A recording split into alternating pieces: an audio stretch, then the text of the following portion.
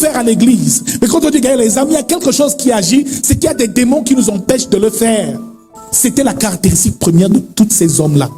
Dès qu'ils recevaient Christ, ils commençaient à marcher. Le travail et la mission commençaient pour eux. De toutes les manières, de quelque manière que ce soit, des âmes doivent être gagnées. C'est ça qui va t'élever chaque jour et qui te donnera les points aux yeux de Dieu. Ferme encore un œil, regarde ton voisin, dis-lui combien d'âmes as-tu gagné cette année? Vous ne comprenez pas. Les témoins de Jéhovah font le bon travail. Même si on les refoule un peu partout, ils obéissent à l'ordre que le Seigneur a donné. La première chose, c'est que gagner une âme, faire des disciples, perdre le troupeau du Seigneur est la plus grande preuve d'amour qu'on puisse démontrer à notre Dieu. Même si tu donnes les plus grosses dîmes, même si tu chantes comme un Dieu dans son église, même si tu viens balayer le sol de l'église, ça ne passe pas avant de gagner les âmes. Est-ce que vous réalisez ce que nous disons ce matin? Même si c'est toi qui construis les plus grosses chapelles, ça ne passe pas avant le salut des âmes. Ça ne passe pas avant cela. La priorité, c'est de gagner les âmes. Sur ce terrain, le diable nous terrorise. On peut même dire qu'il est victorieux. Il s'arrange. Deuxième raison qui nous renseigne sur pourquoi devons-nous gagner les âmes. La deuxième chose, c'est que gagner les âmes est la mission principale de l'Église. Gagner les âmes est la mission principale de l'Église. C'est la priorité du Seigneur. Matthieu 4, 19, Jésus dit, « Suivez-moi, je ferai de vous des pêcheurs d'hommes. » Et laissez-moi vous dire une chose, c'est que Jésus lui-même était un gagneur d'âmes. C'est pour gagner les âmes que Christ est venu sur terre. C'est pour les convertir, les faire partir des ténèbres à la lumière. C'est que cette personne change de vie, part des ténèbres à l'admirable lumière du Seigneur Jésus-Christ. C'est que cette personne change de vie, se sépare du péché pour marcher dans la sainteté. Jésus est venu lui-même gagner les âmes. C'est pour ça qu'il allait de ville en ville. Chaque miracle qu'il effectuait n'avait qu'un seul dessein, un seul but, c'est que ces âmes soient gagnées. C'est que ces personnes soient sauvées. Sinon, le miracle ne sert à rien si derrière ce miracle-là, le dessein et le but n'est pas que cette âme soit gagnée. C'est pour ça, bien-aimés dans le Seigneur, que beaucoup viennent à l'église recevoir des miracles. Ils sont délivrés, mais ils ne sont pas sauvés. Après avoir reçu le miracle, ils finissent même par quitter l'église. Bien-aimé, c'est une âme qui se perd comme ça dans la nature. Parce que la priorité n'était pas le salut de son âme. Mon frère, Jésus est venu gagner les âmes, est venu sauver les âmes. Il a œuvré pour le salut de ces âmes-là. Il a dit aux apôtres après sa résurrection, allez et faites de toutes les nations des disciples. Bien-aimé, Matthieu 28, à partir du verset 19 est formel. Jésus leur dit d'abord, tout pouvoir m'a été donné sur terre comme dans les cieux. Maintenant, il leur dit, allez. La première chose qu'il dit, quand il ressuscite, c'est aller. C'est donc un ordre qu'il donne à l'église. Cessons de nous tromper de cible. On est entre églises, on se bagarre, je suis de telle église, je suis de telle église, je suis pentecôtiste, je suis pas protestant, je suis ceci. Dieu n'en a rien à faire, les hommes se déchirent pour rien et l'église se divise parce que le diable veut que cela soit fait ainsi. Mon frère, la cible, c'est le monde qu'il faut gagner. Qu'est-ce qu'il y a en se tuant entre frères et sœurs en Christ? Qu'est-ce qu'il y a? Non, on n'aime pas leur doctrine, hein? Ils iront en enfer. Mon frère, ce n'est pas dans l'église que Dieu veut qu'on travaille. Dieu nous envoie gagner le monde. Il a dit, allez et faites de toutes les nations. Il ne veut pas qu'une seule nation se perde. Faites de toutes les nations des disciples. Maintenant, vous allez comprendre que faire de toutes les nations des disciples, c'est obéir au plan de Dieu qui est que son règne se fasse sur terre comme dans... Que sa volonté soit faite sur terre comme au ciel. Pour que la volonté de Dieu se fasse sur terre, les nations doivent être gagnées. Pour que son règne s'établisse sur terre, les nations doivent être gagnées. Celui qui le fait accomplit le plan parfait de Dieu pour sa vie et pour l'humanité. Beaucoup sont chrétiens mais sont en dehors du plan de Dieu et ne le savent même pas. Tu peux servir pendant 30 ans dans une église et être à côté de la plaque. Mon frère, je ne veux pas que cela soit ton partage au nom de Jésus-Christ. Il faut que tu saches quelle valeur ont les âmes aux yeux de Dieu. Tout ici doit savoir ces choses-là. Ne vois pas un frère en Christ qui rétrograde, tu le laisses passer comme ça. Mon frère, tu dois avoir le fardeau de ces âmes. Pleurer quand tu vois des personnes qui sont en train de crouler dans le péché et dans le mal, ça doit être l'objet de ta prière dans ta famille. Si les âmes ne sont pas gagnées et les personnes ne sont sauvées, ce sera de ta faute. C'est Dieu te demandera les comptes de cela. Mieux vaut encore que tu ne sois pas chrétien, mais si tu es devenu enfant de Dieu, toutes ces âmes-là, ta mission, c'est de prier pour elles et de les convertir. Ton amen me dérange ce matin. C'est comme si quelqu'un ne veut même pas dire amen. Nous sommes ici à l'église pour être formés, pour recevoir la lumière de Dieu, pour recevoir l'enseignement, pour recevoir les charismes, dans un seul but, c'est d'aller, c'est d'aller, c'est d'aller. Ce n'est pas de rester, c'est d'aller. Quelqu'un comprend un peu ce que nous disons ce matin? Donc l'église est un laboratoire de formation et de préparation des disciples. Une fois que tu as reçu ce qu'il faut, maintenant, ce qui te permet d'être prospère, d'atteindre les hautes sphères, c'est que tu commences à aller. J'aimerais tellement que certains viennent me voir, homme de Dieu. J'ai mon voisin depuis là qui a des problèmes. J'ai prié avec lui et aujourd'hui, il veut venir à l'église, commencer à prier avec nous. Mon frère, c'est une victoire terrible. C'est plus merveilleux qu'un quelqu'un qui a été délivré d'une maladie. Mais c'est la conversion d'une âme qu'on doit témoigner en priorité. Mais dans les églises, oh, j'étais malade, maintenant je suis guéri, alléluia. On applaudit. Mais mon frère, c'est le jour du baptême de quelqu'un qui sort des eaux de baptême. C'est à ce moment-là qu'il y a une fête qui est donnée là-dedans. Même si les malades sont délivrés, est-ce qu'ils sont sauvés? Tu peux être délivré sans être sauvé, mon frère.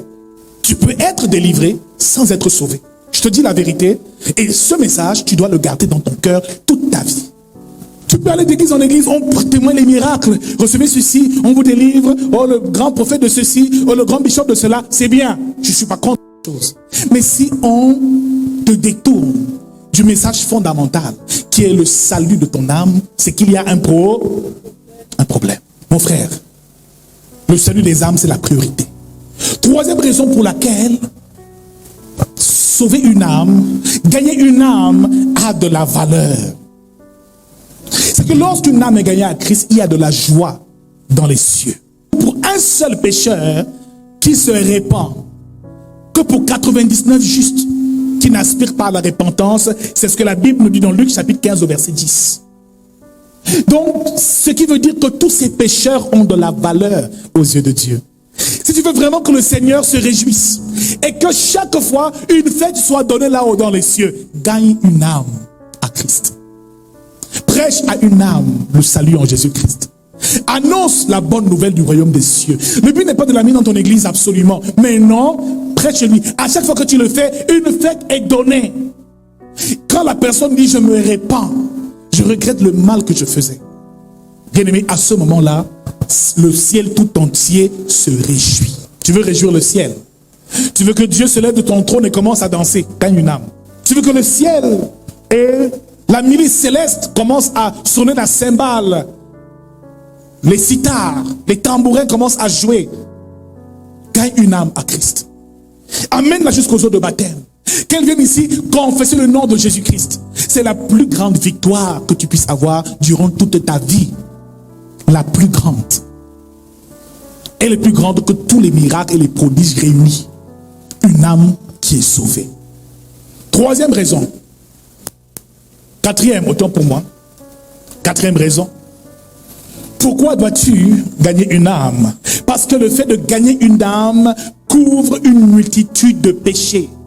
Nous fait entrer dans une ère de bénédiction et de grâce. Celui qui gagne permanemment les âmes, ses péchés lui sont pardonnés, et même ceux de celui qu'il gagne. Ce qui veut dire qu'il y a des bénédictions que tu n'obtiendras jamais si ta priorité n'est pas d'aller vers ces âmes-là. Il y a des personnes qui ne reçoivent pas cette bénédiction parce qu'elles ne parlent pas de Jésus aux autres. Parce qu'elles n'annoncent pas le royaume aux autres. Parce qu'elles ne prononcent pas et ne proclament pas la bonne nouvelle du royaume aux autres. Mon frère, si tu veux connaître la vérité, voilà la vérité que tu dois découvrir. Ce n'est pas dans ces discours et dans ces fables qu'on nous raconte tous les jours. C'est que Dieu veut que ce souci soit dans ton cœur et que chaque jour, ta priorité, ce soit cela. Bien-aimé, même la charité, donner l'aumône, faire toutes ces choses. Le but caché, c'est le salut des âmes.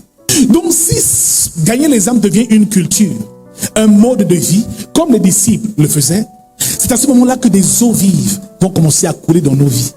Des signes, des miracles vont se produire parce que le cœur de Dieu est permanemment réjoui. Mon frère, tu vas atteindre un niveau de richesse, de prospérité. Tu vas te demander, mais qu'est-ce qui m'arrive? C'est pour ça que certains milliardaires chrétiens ont découvert ce secret. C'est eux qui financent les chaînes de télé chrétiennes. C'est eux qui financent l'évangélisation dans le monde. Ils ne s'amusent pas avec les âmes, avec le salut des âmes. Chaque âme a de la valeur aux yeux de Dieu.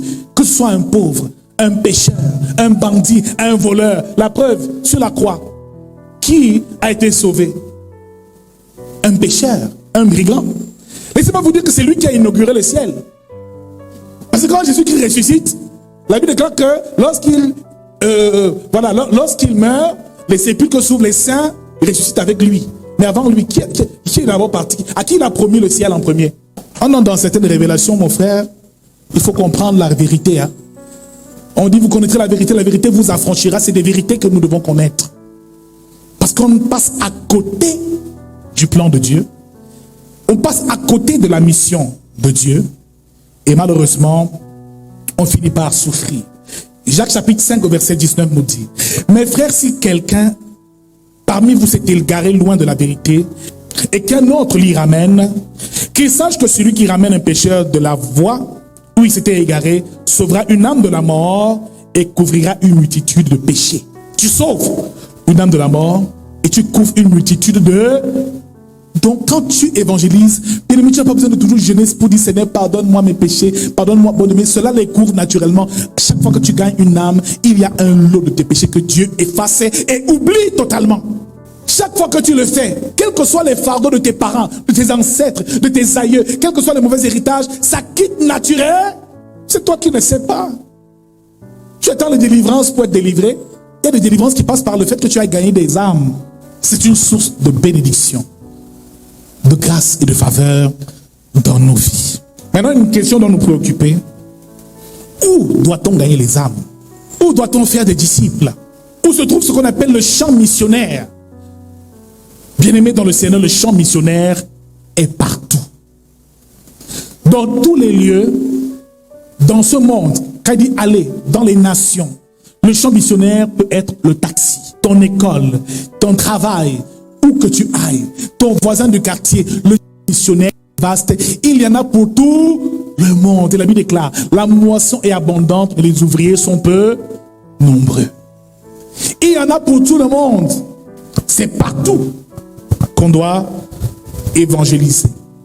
Mais prioritairement, nous devons gagner les âmes ou prêcher, annoncer le nom de Jésus-Christ ou le salut en Jésus-Christ, là où son nom n'a jamais été prononcé, auprès des païens, auprès des pécheurs, auprès des incirconcis, auprès de ceux qui n'ont pas reçu la grâce du salut.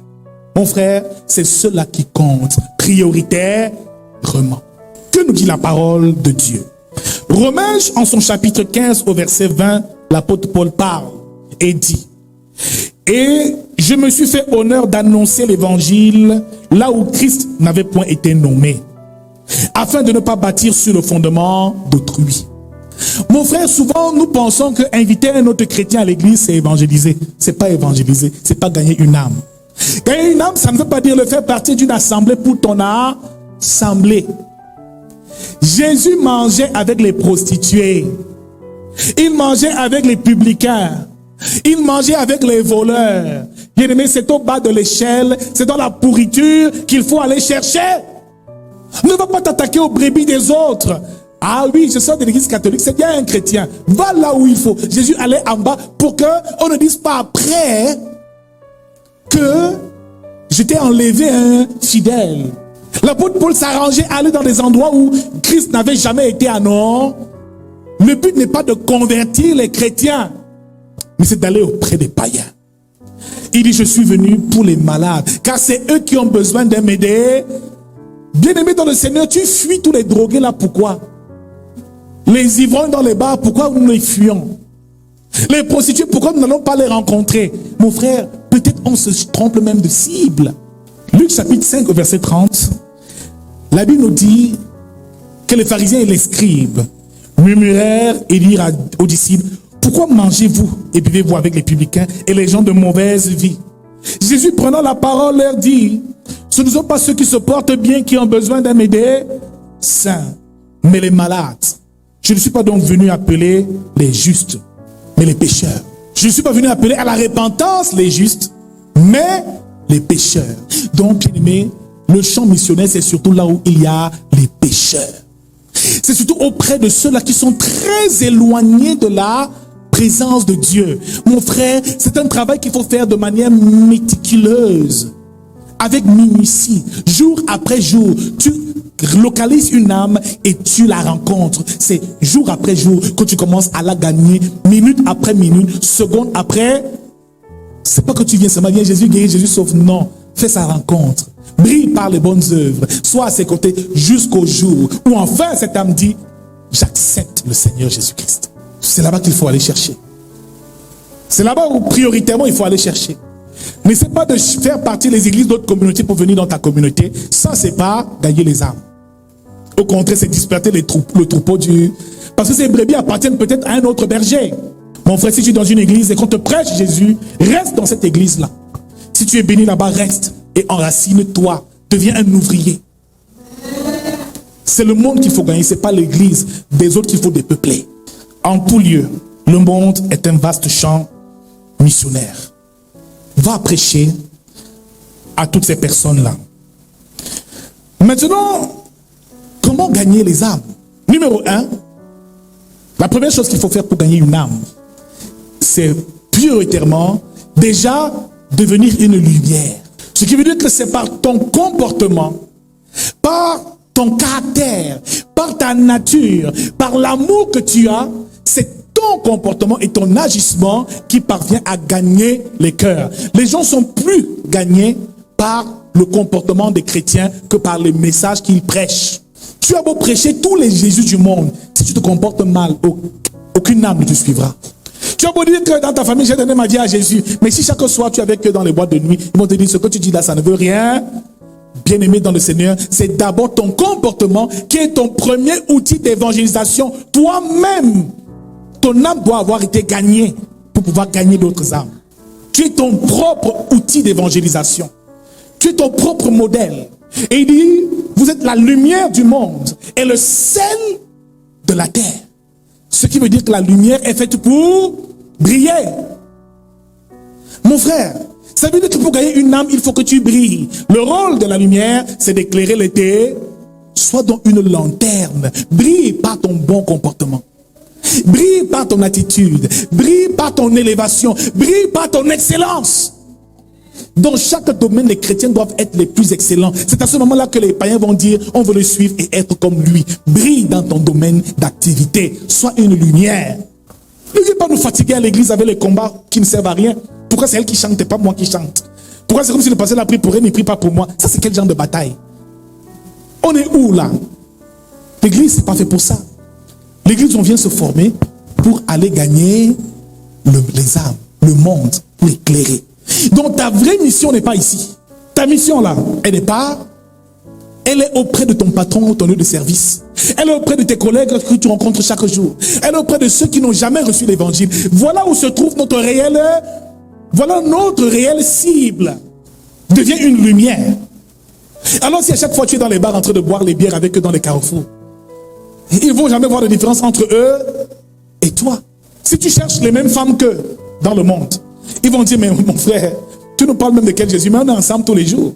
Tu dis, ma sœur, cesse de te prostituer, pourtant toi-même tu étais à la position hier. Vous vous êtes rencontrés, tu lui dis, arrête, elle va te dire, maman, pardon, on sait que toi tu aimes Jésus là, mais vraiment, toi là, si c'est le Jésus là qui fait comme tu fais là, mieux je reste comme eux.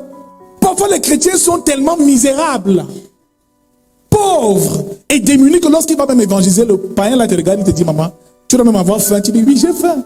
Il te donne à manger. Après lui avoir donné à manger, te donner à manger, il te dit, mon frère, je vais suivre Jésus quand Jésus va changer ta conduite.